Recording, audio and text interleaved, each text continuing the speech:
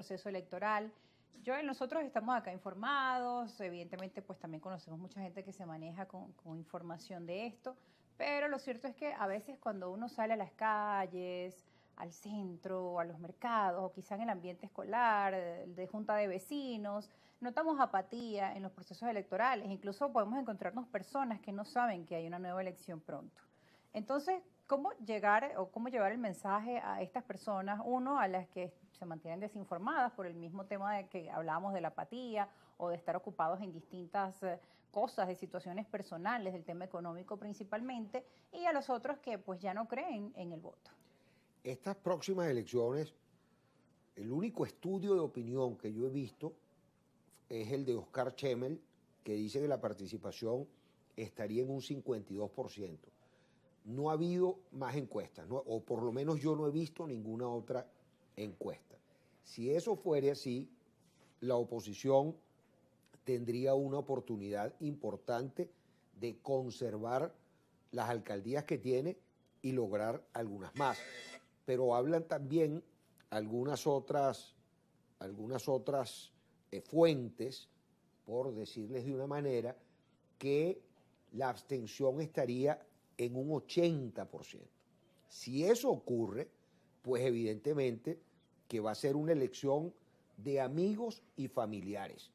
El que tenga la capacidad de movilizar al mayor número de amigos y familiares a las urnas, ese será el alcalde y esos serán los concejales, porque será un proceso de muy pocos participantes. Yo ojalá aspiro Schemmel tenga la razón y esos sean los números y haya una participación del 52%, sería extraordinario para un proceso municipal. Y por supuesto, eso permitiría, no quizás en las capitales de estado, donde pues mucha gente está hasta más desinformada, hay mucha gente que no sabe ni siquiera qué elecciones, otros que no les interesa para nada el tema electoral en este instante, gente que se quedó pegada en las elecciones presidenciales del 28, hay gente que se frustró aún más con las elecciones regionales y parlamentarias. Ojalá pues entiendan que todo espacio vacío se llena, que la organización la tiene el oficialismo, la tiene el partido del PSV, lo tiene pues además la estructura del Estado, porque no olvidemos que hay una especie de fusión de partido, Estado, gobierno. En Venezuela eso está ocurriendo y ha ocurrido. Y por supuesto, competir contra eso es una competencia bastante difícil, bastante cuesta arriba. Mas, sin embargo, a todo aquel que dice, pero es que el voto no nos conduce a nada, yo les pregunto, ¿y la no participación y la abstención nos conduce a nada? Lo otro nos conduce a la pelea, a la lucha, a insistir en la búsqueda de hacerle ver al gobierno que el país no es lo que está representado en el número de gobernaciones que ganaron, ni en el número de parlamentarios que obtuvieron. Es mentira que este país tiene una sola posición política. No, este es un país que tiene distintas visiones, que lamentablemente buena parte de ese liderazgo opositor radicalizado ha insistido en manifestar que la vía no es la electoral, que la vía no es la participación y metieron al venezolano en un callejón sin salida.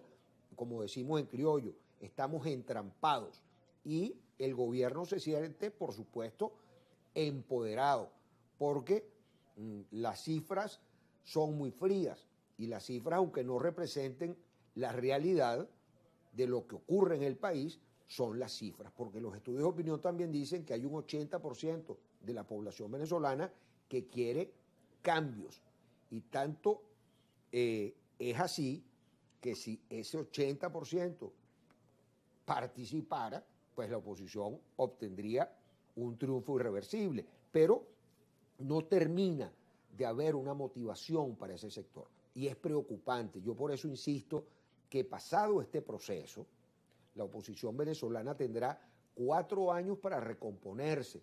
La oposición venezolana tendrá 4 años para hacer una especie de gran cónclave y poder presentar una agenda, como he dicho, una agenda común, alternativa a lo que se denomina el Plan de la Patria, donde nosotros podamos decirle al país qué se piensa hacer en materia energética, en materia de salud, en materia de servicios públicos, en fin, en lo que tiene a lo que tiene que dedicarse el Estado para construir un estado de bienestar para toda su ciudadanía.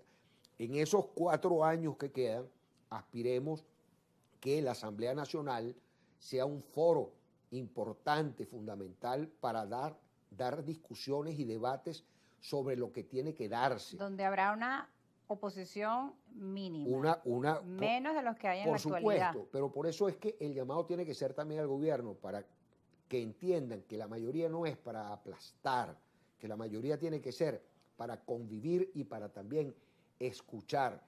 Y la oposición entender que, aunque sea pequeña, puede hacer gran ruido. Yo recuerdo, por ejemplo, cuando la fracción parlamentaria de la causa R tenía 2 diputados y la causa R llegó, mucha gente dice que a obtener la presidencia de la República.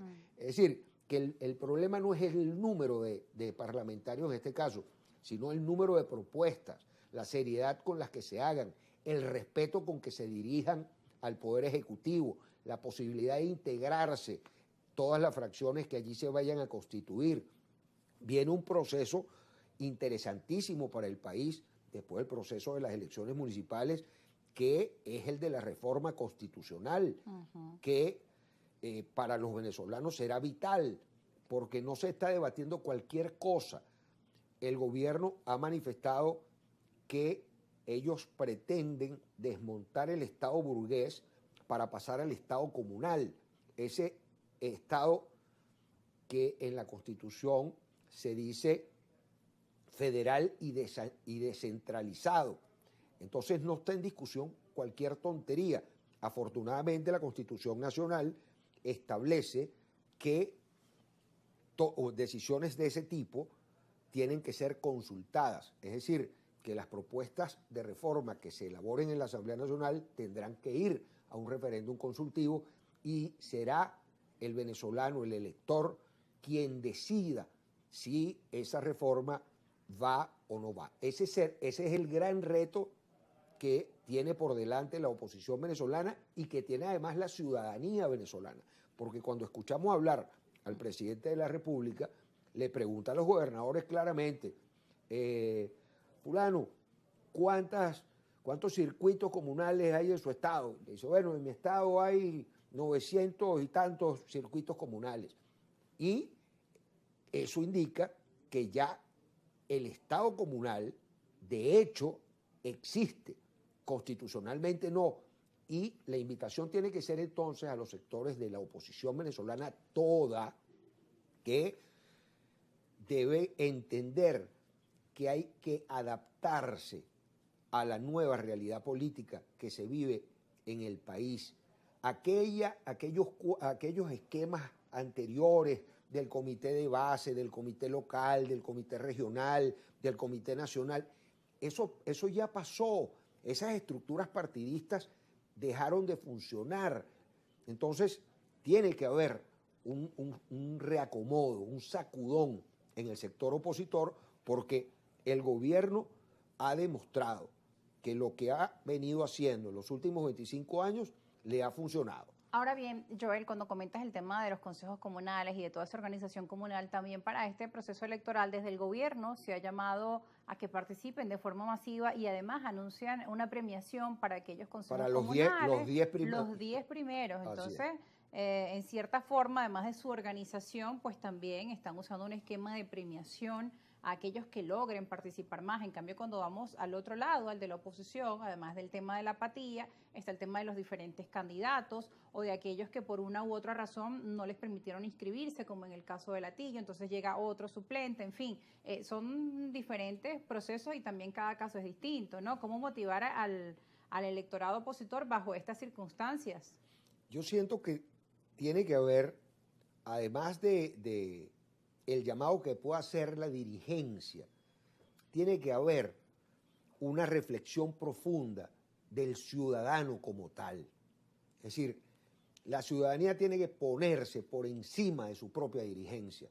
Y eso ha ocurrido en muchísimos países para poder sacudir a una dirigencia que, como dijimos al inicio del programa, se divorció de lo que está pensando y está deseando el venezolano.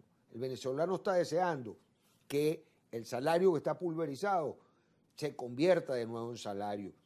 El pensionado venezolano aspira que sea tratado con respeto, que sea tratado con la garantía de sentirse un ciudadano respetado, que aspira el venezolano común, que pueda montarse en una camionetita, en un autobús y pueda pagar con un medio de pago que exista. Es decir, el país tiene mucho que hacer, la dirigencia política, tanto del gobierno como de la oposición, tiene mucho que hacer, porque definitivamente la gente en su momento aspiró, cuando ganó el presidente Chávez, un cambio radical para bien, y por eso se habla de la revolución bolivariana, de la revolución del siglo XXI.